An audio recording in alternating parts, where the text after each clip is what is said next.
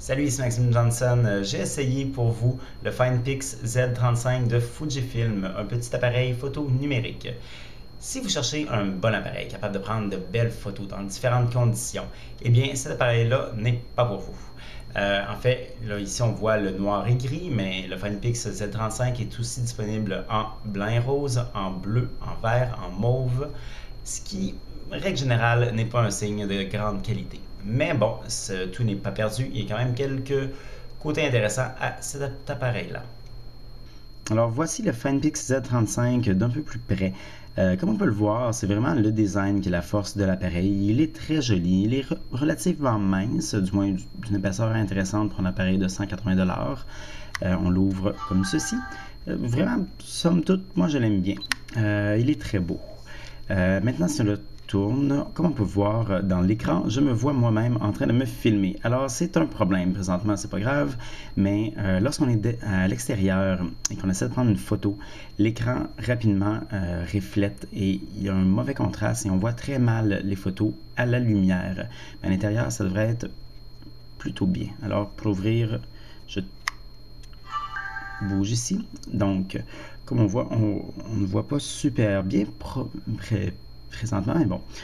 Tous les boutons sont sur le côté ici. Les boutons avec une sorte de plastique par-dessus, de caoutchouc protecteur. Ça fonctionne quand même bien. On a le zoom qui est quand même assez lent. C'est un zoom 3x en passant. Maintenant, donc, dans les menus, je peux choisir de prendre des photos avec un mode automatique ou avec différentes scènes, mais les scènes sont très limitées. Là. On voit vite que c'est un appareil d'entrée de gamme.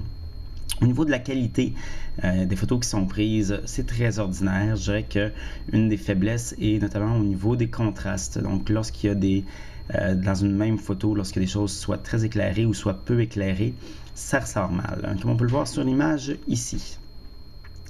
Au niveau des vidéos aussi, c'est quand même très pixelisé, même là à l'extérieur avec beaucoup de lumière, on voit le pixel. Donc c'est pas génial. Mais écoutez, comme je disais, c'est 180$, alors c'est à peu près là, dans la norme là, pour ce genre d'appareil-là. Au niveau des fonctions, il y a certains trucs que j'aime beaucoup, notamment je vais ici voir les photos. Alors, je vais aller chercher une photo ici. Comme on voit, j'ai un gros mur de briques. Alors, donc c'est une photo de 10 mégapixels, c'est quand même beaucoup. Alors, si on veut la mettre sur un blog, sur Facebook et autres, c'est vraiment tannant. Il faut réduire soi-même. Et cet appareil-là est conçu pour les gens qui sont très novices et qui probablement ne s'amuseront pas beaucoup à modifier leurs photos sur l'ordinateur. Alors, ce qu'on peut faire ici, vous voyez, j'ai la photo, je vais dans Menu. Alors, je peux recadrer pour Blog, B-L-O-G, ici.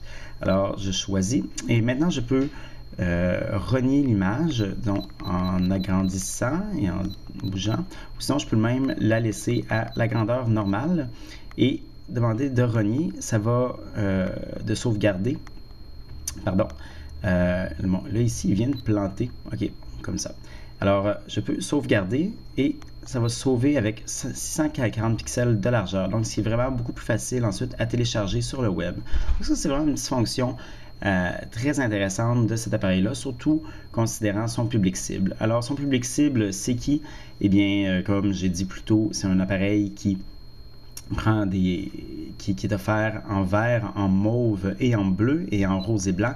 Alors, c'est vraiment pour les jeunes. Donc, c'est pour les enfants avancés, les jeunes ados, disons. Donc, pour ces gens-là qui vont télécharger des photos, ça peut être un bon appareil.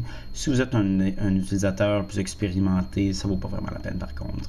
Pour avoir plus d'informations, je conseille de regarder mon blog au www.maximejohnson/techno.